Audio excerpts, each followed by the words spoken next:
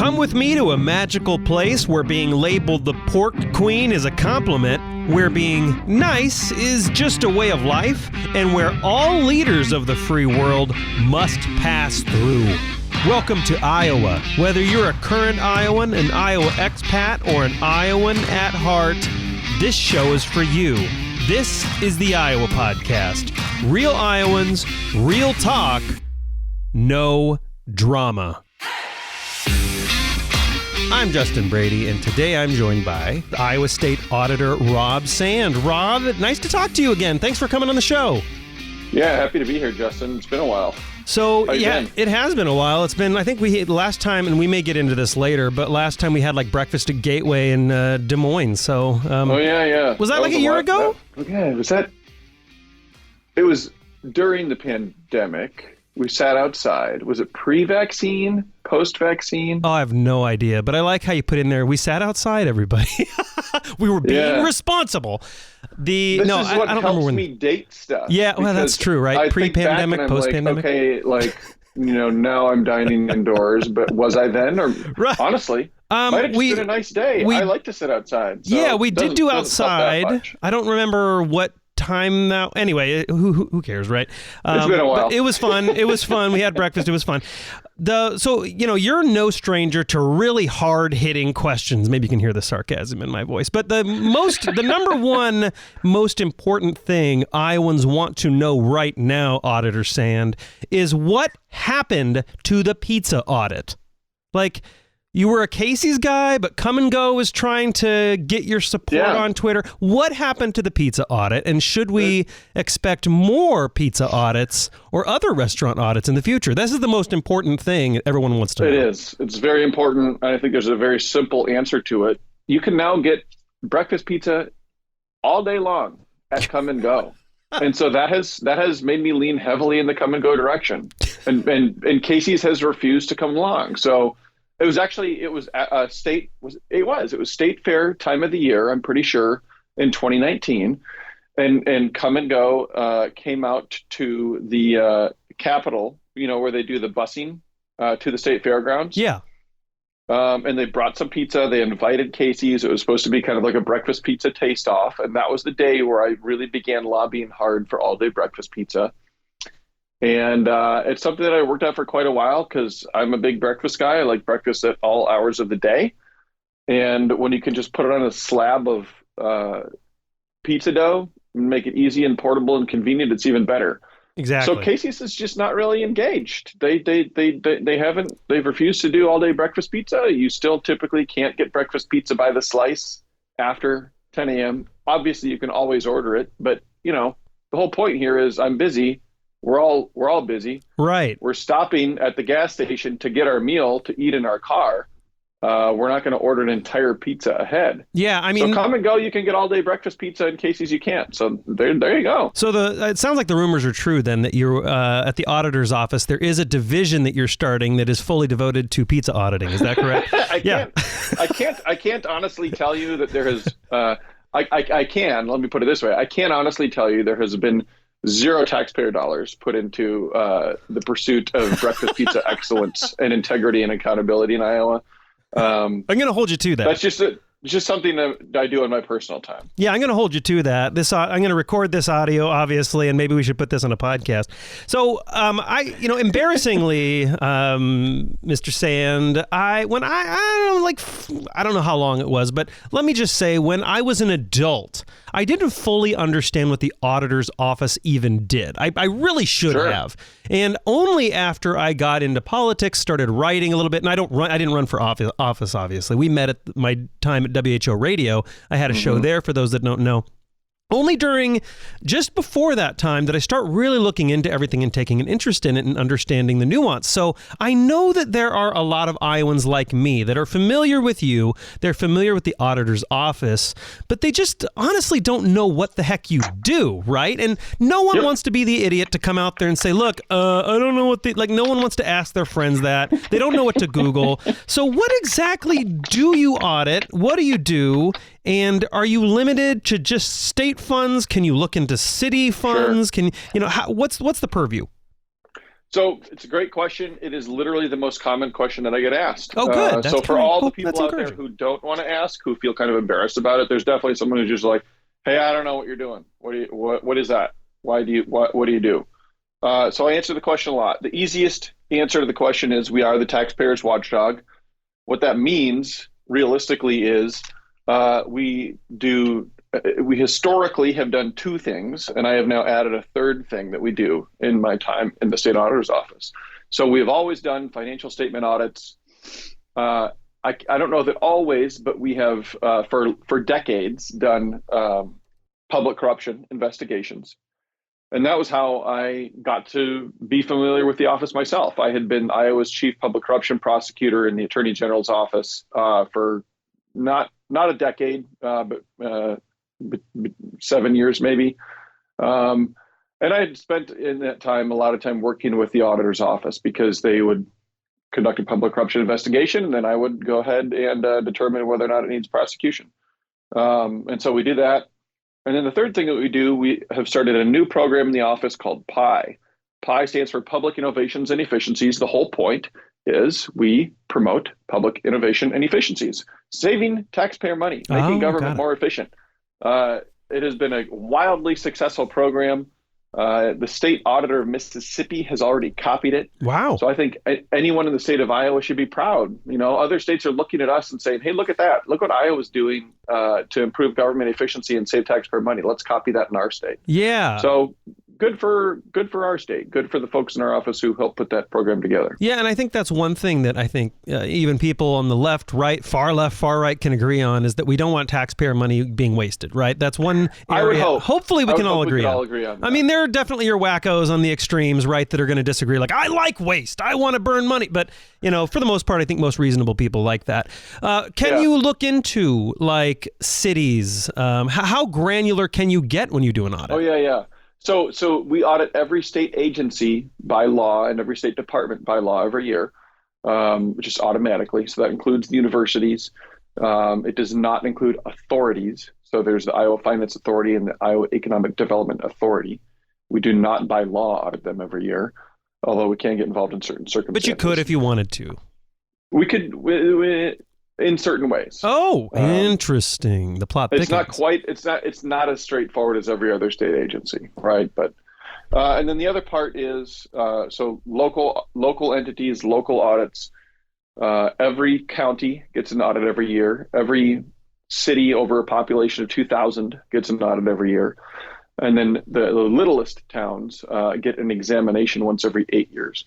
Okay. Everything that I just listed for you that's local can be done by our office, but also can be done by a private CPA firm. And so we will bid on audits. We essentially compete with the private sector for some of those audits.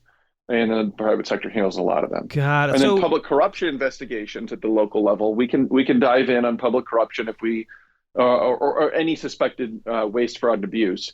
If we get a complaint from an employee of that government entity, an elected official of that government entity, or a petition with 100 signatures on it. Those are the three ways that we can then decide whether or not we want to dive in on something locally. Got it. So if there's a tip, that's not good enough. You have to have like 100 signatures to look into something like on a local city level. It sort of depends. Like it depends. The tips oftentimes come from local employees. And so if it's a local employee that's given us the tip, then we're okay. But a lot of those situations we might get a tip. Then what we do is, we don't just sit there. We would start asking some questions, keep asking some more questions, maybe of the city itself. And then at a certain point, probably say, hey, you guys probably need us to do an investigation. It would be smart of you to ask us to do one, right? And so we would kind of let them know that we have learned something and ask them to ask us to do it. What I'm hearing is there's a lot of, it's pretty straightforward for state stuff. But the more local, the more granular you get, there's more of a process that insulate local entities from your office is kind of what I'm hearing. It's maybe an oversimplification. Yeah, it's extremely straightforward and broad for your state agencies, and then local level. There's just It's not quite as it's not quite as simple. Okay, I wouldn't say that they're insulated from it. Yeah, Like no. We can find a way to do what we need to do, Yeah, that's which a is fair consistently what we do. But there's more guidelines and different differentiations that we have to That's a deal fair with. clarification. So what I'm hearing is if I want to embezzle a lot of money, I'll just try to do it within the city or local township thing. So there's a little bit more distance from Auditor Sand.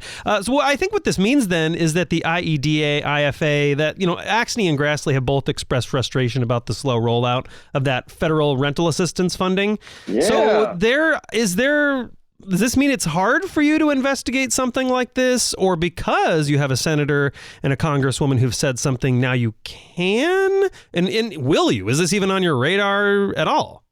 Oh, that's been on our radar for quite some time. The story there is, they've said, the federal rollout has been slow. That's been the statement in the past from the Economic Development Authority, right? Oh, well, it's the Fed's problem. Well, the money has gone out slowly from every state, but in Iowa, we have been one of the absolute worst in terms of getting that money out there. We got it out there, at least at one point, we were at about 25% of the national average. So even assuming the national average is low, we were only at 25% of that average. Wow. Yeah. I know that this is public information. There was a software program that was involved that was not particularly effective. But yeah, we're getting the money out there is something that we may or may not get into. Obviously, they had something recently where they might need to forfeit that money. That would be a terrible shame because the way I look at this stuff is this, the federal government is basically a team with 50 people on the team. And if they say, hey, Iowa has done something for this country, which we feed everybody else and provide them with all kinds of fuel and other good things from the state of Iowa. Then they would say hey, we should give Iowa some support here. And we punch above our weight in so many ways. So it would make sense that we should occasionally receive some dollars back from New York, California, Texas, all the big states that pay a lot more into the federal government. And I think that when we get those dollars, we should invest them in Iowans. We should get them out in the state of Iowa, because if we don't, all the other states are going to get out the door and invest in their citizens what they invest, and then we are poorer by comparison as a result. Right. So during the election, during the election season, I would say, we've spoken before, and we have spoken on nonpartisanship, and you have a lot of stuff on your website about doing your best to be nonpartisan and defending opponents and criticizing your own, because you're a Democrat, obviously you say that. And during, there was that whole moment, what was it, the Step Up, Stop the Spread campaign, COVID money for employees, and you had audited the Reynolds campaign, and that got a whole bunch of news. So the question is, how do you, because there were rumors, you obviously denied the rumors, right? Obviously, that you might run for governor or might run for another office. So, but how do you avoid partisanship in the audit process? Because I imagine that would be kind of hard, especially if you are, the first person on the planet that is not partisan at all and has no bias. I still imagine it would be hard from an optics standpoint. So how do you manage that internally? Well, so you have to separate what we do from what people who are paid to say bad things about Democrats say we do. Right. And so these are people who, no matter what, are always just going to say something bad because I have a D behind my name. I can't control what they do. I can't control whether or not they care about, the truth or their own integrity or who they're serving.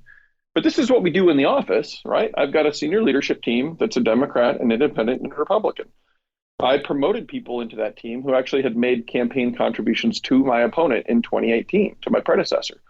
Since I've been in the office, a couple folks have retired. I have again promoted people who don't have a D behind their name, who are not registered Democrats, and who have made campaign contributions to my opponent in 2018.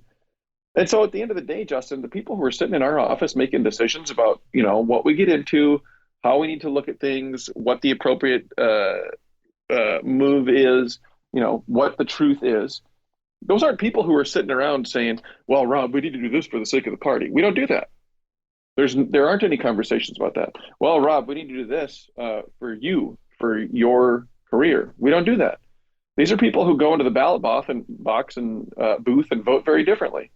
And so the conversations that we have in our office are pretty much exclusively oriented around, wait, what happened? Is that appropriate? Should that money be spent that way? Is that money legally allowed to be spent that way? Was there anyone else from any other party that did the same thing? Right. And so those are the questions that are important to taxpayers. And I think it's important. I honestly think that everyone who's in elected office and public office should run their office this way. But I think it's especially important in our office because we are supposed to look into people in positions of trust and power.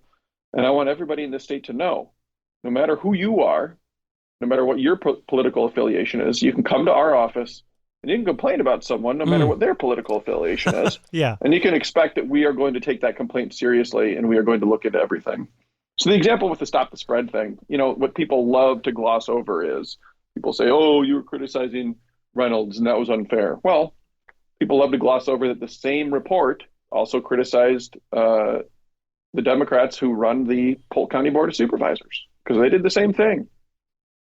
And people also, those same people love to gloss over the fact that we have issued reports that have essentially exonerated the governor from accusations of wrongdoing that were being made common publicly. So it's, people can say whatever they want. Anyone who looks at our record with a fair eye, I think sees, okay, I get it. You guys are being tough with everyone. And you are going after everyone. And that, there's a guy up in Northeast Iowa in Albuquerque County. He's been a state employee for 24 years. And he's a Republican, so he's not inclined to just love everything I do. But he said, I've never seen more middle managers and bureaucrats worried about what the state auditor's office is going to think. All right, so that's the idea. We want to have people in positions of trust and power who remember, finally, that the rules apply to them too. And that's what we're doing in our office. Yeah, I mean, there's so on your website, he defends the other party from unfair or untruthful attacks while also criticizing his own party, even though he doesn't have to. And so, I mean, obviously, we've spoken about this before. I agree with you, but I wanted, I was looking you up on Twitter, because we follow each other on Twitter. And I just want to say, I want to ask you, there was one tweet that you retweeted. Oh, hey, my two senators, Chuck Grassley and Joni Ernst, were completely worthless as usual. If it's not supporting an insurrection or voting against veterans, they just aren't interested. We sure miss Tom Harkin around here. I mean, in your opinion, do you think Chuck Grassley and Joni Ernst supported an insurrection? Well, what would you call January 6th, Justin? Yeah, I mean, they've done very little to distance themselves or criticize what happened then. Yeah, and here's my point. Yeah, go ahead. That doesn't mean that I don't offer criticism of people when they deserve it. That's kind of the point. And think about this for a moment, right? Think about this. The United States of America is a birthplace of democracy. We run good elections. Americans throughout our history have been proud of that. And now there's a guy who's lying to people, who's been lying to people for years, telling them that we can't run good elections, that the United States of America can't run good elections. And he is convincing people to the point where they are showing up at the nation's capital when the electoral votes are supposed to be counted and certified and literally attacking people, right? Police officers died that day. 4 elected officials who are paid perfectly good taxpayer money and a good salary because they are supposed to know what's going on and help the rest of us who are busy with our lives make sure we know what's going on. For them to not stop and criticize that lie, for them to not stand up for America, for American democracy, deserves criticism. I mean, look at what the Republican Party did to Liz Cheney. She stood up and she said, hey guys, I think America can count the votes. We ran a legitimate election and Joe Biden won. They removed her from leadership for the crime of standing up for America. And I will say, even people who I think would probably be considered very right, and because I've heard statements from Ben Shapiro about, hey, there's no evidence for a stolen election, guys. Let's cool it, right? But no, to your point, I want to, because I'm reading through some tweets, and like, just to hold you to account on the fair thing.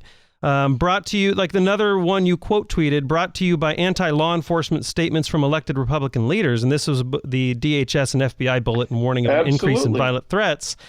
I just, in your mind, and I'm not going to disagree or agree with you, but in your mind, are these fair representations of your opposing party? Again, I go to here, right? What happened? I haven't really had much to say about Mar-a-Lago because I worked in law enforcement as a prosecutor for nearly a decade before I came over here, right?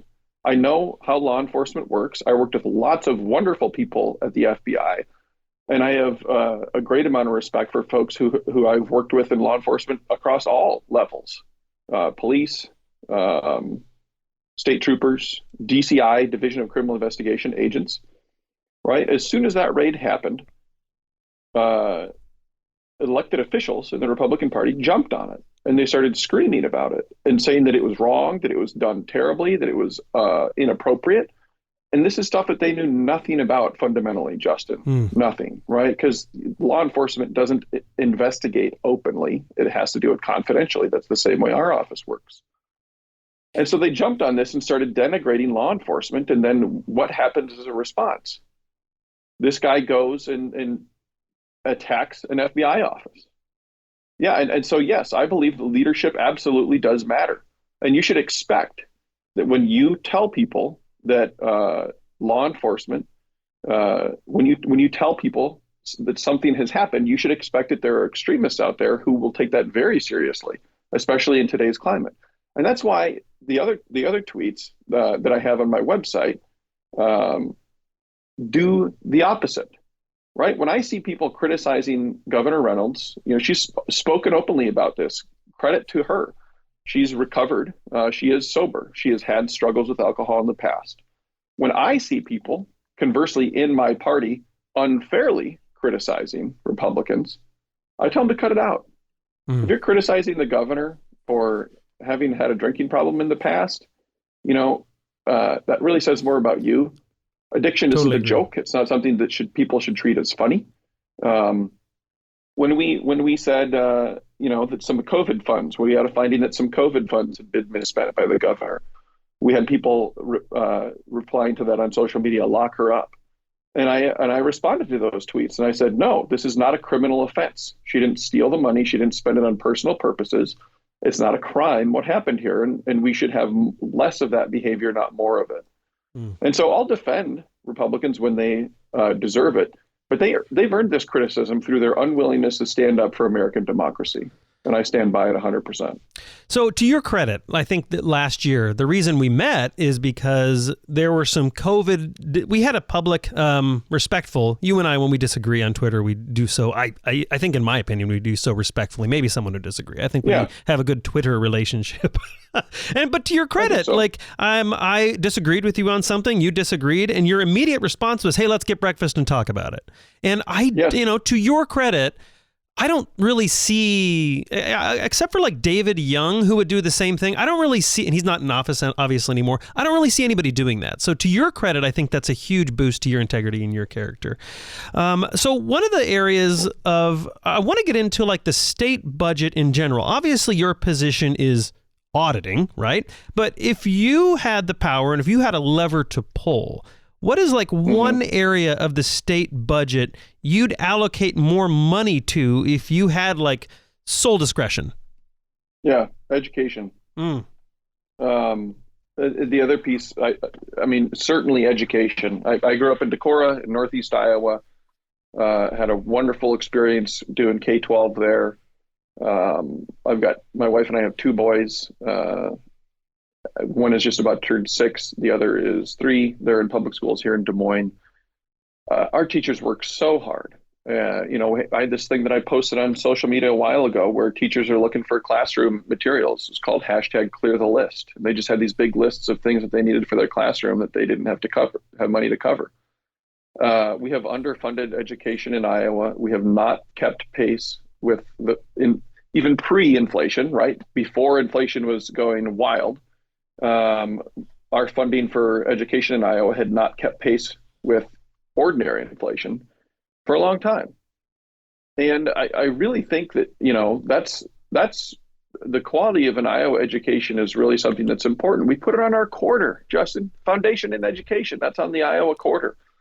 And we used to be number one, and now we're not. And that's upsetting to me. I think that this state still takes it seriously, but our leadership hasn't done enough with it for quite a while. Yes, so you're talking like high schools and elementary schools, right? Not necessarily universities and colleges. K-12 for the most part. Yeah. I mean, higher education is important too. I personally like having a doctor I can go to take care of me if I have health issues. It's good to have teachers, right, who have learned about the education process, but also learned more about the subject material that they're going to teach. And so higher education is important too, but I would say, just generally speaking, all of it. Now, I don't know if this is true for Iowa, right? So I read some national numbers, I think, a couple months ago. So if this doesn't apply to Iowa, feel free to correct me. Maybe you don't know either. I don't know. But I think per pupil spending nationally, so that kind of muddies this water a little bit, but per pupil spending nationally is up, or the cost per student, I should say, is up, but teacher salaries are down. So, like, one could argue, no, I don't know if we're obviously not keeping up with inflation, because inflation's very high right now. And that was a quick thing post-COVID. There's, a lot of debate on why that is, which we're not going to get into. Mm-hmm. But, I think spending per pupil, taxes per pupil, budget allocation per pupil is up, but teacher salaries are down. So, I mean, why is that? What's behind that disparity? So I'd say this: can we throw enough money at this where it actually sufficiently keeps pace? Administrative costs, I think, are a very fair concern. I think that what we should be doing is having a lot of teachers and have them be well paid, and sort of a minimal level of administrative expense. And so that can be, certainly at the University of Iowa specifically, that has been a problem. Whether or not it has been a problem in K through 12, I have a little bit less information about that. Yeah, but I would say, we want to have teachers want to work in Iowa. We want to attract them here from other states. Certainly, teacher pay is a very good way to do that. But the other way to do that is to, have people who are teachers feel respected and appreciated. Yeah. That matters to everybody in their job, no matter what their job is. I mean, as an auditor, in a way, and again, you can correct me if I'm wrong on this, but in a way, you can kind of allocate more budget into K through 12 education. Perhaps is this an area you can audit if you do suspect that admin costs in like school districts across the state are a little out of control? Because I think the numbers I had were K through 12, I couldn't tell you how much universities spend. So is this an area you would look into in the future if you suspected maybe admin costs were running a little out of control? And I'm not saying they are. I have no idea. Yeah. So again, that would be like kind of we were talking about at the beginning of the show, a little bit trickier at the local level because again, every school district does get an audit every year, but how many of them do we do? Not very many. And so then do we ask CPA firms to address these same issues and send us numbers? Can we ask them to do it? If they say no, can we force them to do it? I don't know that our office ever historically has done sort of like what would you call it? Maybe like a local review like that, because it's not quite the same as our ability to do it at the state level. Now we have an efficiency obviously the PI program that we have. And we talk in there about using streamlining methods to make sure that money's not getting wasted. But yeah, certainly it's an issue. I'm standing here right now saying to you and anyone who's listening and everyone who listens later that it's something that we ought to care about. Because at the end of the day, obviously some administration is necessary. But you don't want to have it be a distraction from the mission. You want every dollar that you are spending to be maximalized in terms of its impact in improving education in Iowa. And so when we're getting far afield from that, then that's a different question. Yeah, absolutely. With our final 30 seconds, is there anything you would want to go back and undo or redo and this isn't a trick question, you know me, but is there anything you'd want to undo or redo from your time in office? We issued a correction recently. It was on a local audit. I think it was the city of Shellsburg. We did have a correct finding the year prior that the mayor had received a contract for city money, but it hadn't been bid out. They didn't do a bidding process.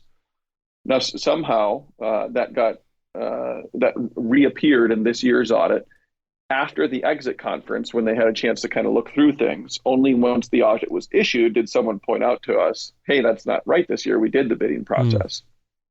And there was conversation in our office about, well, why didn't they tell us this earlier? We've already issued it. If they were really concerned about it, they should have told us earlier. I said, no, hey, let's figure out what the facts are. And the facts, sure enough, were that they did do the bidding process. And so even though he still had the contract, it was properly earned by him. And so I said, look, we're going to reissue the audit. I don't want to have a mistake out there. Sure. The most important thing at the end of the day is the integrity of the report. And we aren't perfect, right? We might make mistakes. So the things that we've done, we stand by them. And if there's something where we have made a real mistake and we can recognize, we're willing to recognize that and willing to get a correction out. Right. State Auditor Rob Sand, thank you for making yourself so accessible. I don't think a lot of people in Iowa fully understand how you go out of your way to make yourself very accessible. So I appreciate that. I know Iowans appreciate that. How can people reach out to you, connect with you, see what you're doing? And I think you have a book out too. Sure. Oh, yeah. So if you've got waste, fraud, or abuse to report, you can do that at auditor.iowa.gov. You can find me on Twitter, Facebook, or Instagram at robsandia. And the book is called The Winning Ticket. It's about the largest lottery rigging scheme in American history. Eddie Tipton was the mastermind, and I unraveled the case, leading that investigation and that prosecution. So it's a fun read. It's almost entirely about that case and a little bit about the fact that Eddie and I are both from kind of out of the way rural areas in different parts of this country. So I promise you it's relatively fun and relatively quick. So. State Auditor. Yeah. Go ahead. Anyone who wants to reach out for whatever reason, that's where you can find me. State Auditor Rob Sand, thank you so much for coming on the Iowa podcast. I appreciate it. Happy to be here. Thanks for having me, Justin. And to my fellow Iowans, Iowa expats, and Iowans at heart, thanks for listening and subscribing to the Iowa podcast.